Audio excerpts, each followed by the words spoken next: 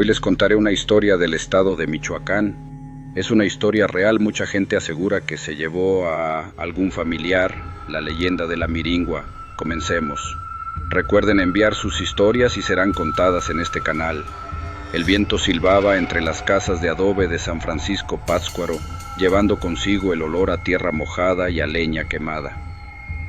El partido de fútbol había terminado hacía horas en el polvoriento campo a las afueras del pueblo. La euforia del juego había dado paso a la embriaguez. El mezcal corría como un río entre los amigos de Fidel y él, a pesar de las advertencias, había bebido más de la cuenta. «No te vayas a emborrachar, Fidel. La Miringua te espera», le había advertido su amigo Ramón, pero Fidel se había reído, escéptico ante las leyendas locales. Ahora, solo bajo la luna, el camino a casa se había convertido en un laberinto.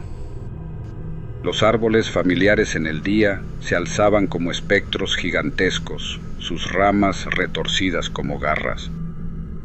El sendero, que conocía de memoria, se había transformado en un camino inhóspito, lleno de sombras que se movían y susurraban. Fidel sentía un escalofrío que no provenía del frío nocturno. Era un miedo visceral, un terror que le helaba la sangre. Vio figuras espectrales, mujeres con cabellos largos y húmedos que se le acercaban con susurros guturales. Sus rostros pálidos y deformes eran un reflejo de su propia culpa y arrepentimiento. El aire se llenó de un hedor fétido, a podredumbre y a muerte. En la distancia oyó un grito desgarrador, un alarido infernal que parecía provenir de las mismas entrañas de la tierra. Era un grito que resonaba con la agonía de 1000 almas, un eco satánico que lo perseguía. De pronto se alzó ante él una cerca, una barrera impenetrable de al menos 20 metros de altura, hecha de alambre de púas y ramas entrelazadas. En su estado ebrio, le pareció un abismo infranqueable, una pared que lo separaba de su hogar. Con un esfuerzo sobrehumano, intentó escalarla, arañando la tierra con sus manos, mientras los espectros se reían, burlándose de su desesperación. La cerca, sin embargo, era solo una pequeña verja de madera vieja, que con un simple empujón se derrumbó. El camino, a partir de ese punto, se hizo más claro, pero el terror no lo abandonaba. Cada sombra, cada susurro, le recordaba su imprudencia. Le pareció que había pasado una eternidad, una pesadilla interminable.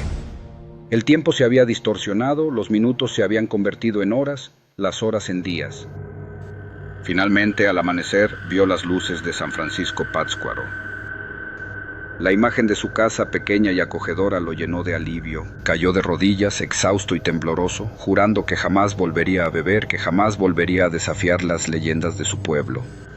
La Miringua lo había perdonado, pero la experiencia le había dejado una cicatriz en el alma, un recuerdo imborrable del terror que acecha en la oscuridad, esperando a los que se atreven a desafiar las advertencias de los ancianos.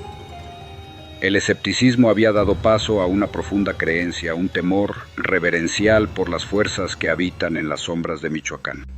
El sol apenas comenzaba a despuntar cuando Fidel, tembloroso y exhausto, llegó a las afueras de San Francisco Pátzcuaro.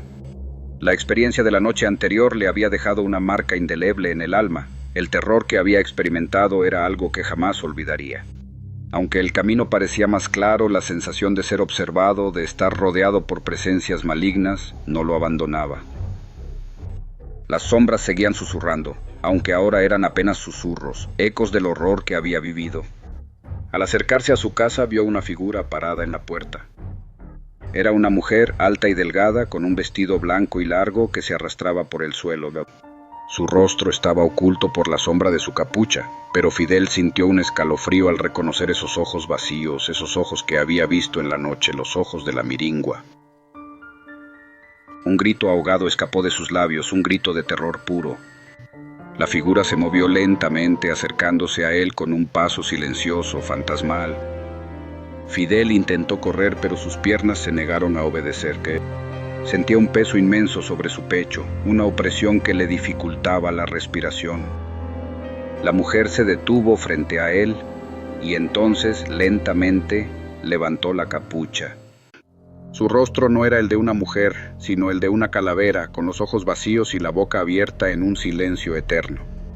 De su boca manaba un líquido oscuro, viscoso, que goteaba sobre la tierra. El hedor a muerte se intensificó, volviéndose insoportable. Fidel cerró los ojos, esperando el final, esperando que la muerte lo liberara de ese terror abrumador. Pero entonces sintió un cambio. El hedor desapareció, el peso sobre su pecho se desvaneció. Abrió los ojos lentamente y la figura había desaparecido. Solo quedaba el silencio de la mañana, roto solo por el canto de un pájaro. Fidel se tambaleó hacia su casa, entrando en ella como un sonámbulo. Se desplomó sobre el suelo, agotado, pero con una nueva comprensión. La miringua no lo había matado, pero lo había marcado para siempre. La experiencia lo había transformado, lo había convertido en un hombre diferente, un hombre que había visto el rostro de la muerte y había sobrevivido. Los días que siguieron fueron una pesadilla. Fidel no podía dormir, atormentado por las visiones de la noche anterior. Veía espectros en todas partes, escuchaba susurros en el viento. Su mente estaba destrozada, su alma herida. Pero a pesar del terror que lo perseguía, también había una nueva determinación en su interior. Había desafiado a la miringua y había sobrevivido. Había mirado a la muerte a los ojos y no había pestañeado. Y eso de alguna manera lo había hecho más fuerte, ¿no?